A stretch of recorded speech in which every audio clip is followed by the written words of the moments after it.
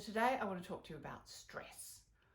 Now, of course, stress may appear to be completely a strange thing for me to be talking about because I talk about intuition, and when we are stressed, often that is really hard for us to get our intuition to working at that time.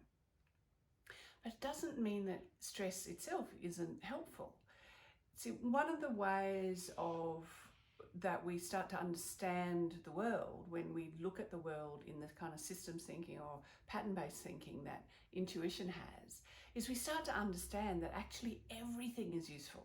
It's just that we need to kind of understand what its purpose is or what its part in the pattern is, and then we can work with it better, and then, well, it actually helps us navigate the way through because we understand where everything fits in the pattern. So stress too can actually be helpful. So how can it be helpful? Well, when we're actually working on creating something, to begin with, we've got the idea and we might start to put it together, and hopefully we start to get some positive results. But we don't really know if those results are completely reliable until they've been challenged. Think about it like when you're getting fit. Okay, so interestingly, the medical definition of fitness is the ability to recover from stress. And that's such a useful concept. And it applies, if you think about it, to getting fit physically. Because when we're getting fit physically, we go out and we stress our body. We either go for a run, or we lift weights and we wouldn't ordinarily, or we walk further than we would ordinarily. And that is a stress on our body. But of course, we then recover. So the trick to actually developing a more robust system is intermittent stress. So stress with a period of recovery. Now, we can see that really clearly with our physical self, with our physical system, with our body. We know that works for getting ourselves physically fit. But actually it works with everything. So when we actually understand that the different kinds of stresses, when we are actually able to stress ourselves and then recover. So when with physical fitness, you might use your heart rate, like how long does it take for my heart rate to get back to normal? And we actually have ways of helping ourselves get back.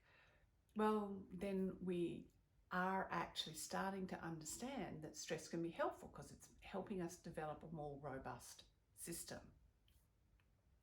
So, spiritual or energetic stress, it's like, well, when something has come into your space with a different energy, how long does it take you to get back to your own energy? Now, the more you work with your own soul seat energy, the more you know how to connect back to who you really are, the faster you will recover from that kind of stress.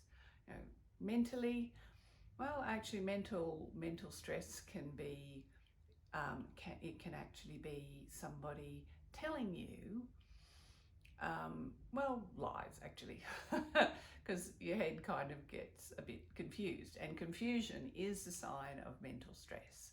So how long does it take you to get back to a point of being able to see things clearly? That's how we recover from mental stress. So having really having that systems thinking that keeps getting you back to the alignment that works for you, whether it's your integrity or a project that you're working on, that will help you recover from mental stress.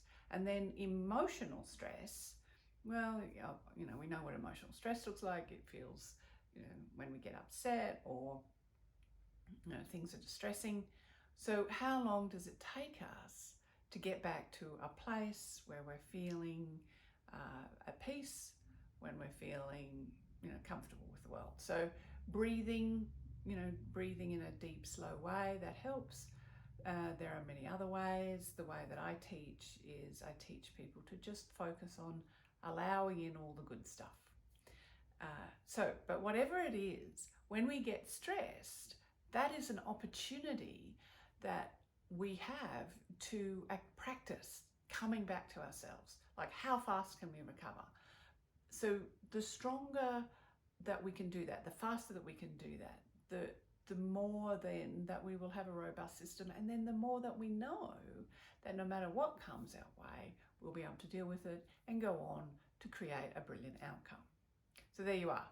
That's what stress is useful for. By helping us practice how to recover, it actually helps us develop self-confidence. And when we have that self-confidence, we know that we can go about creating whatever it is that we want in our life, and in time, we'll get there. So keep doing that, and until next time, remember that you're brilliant.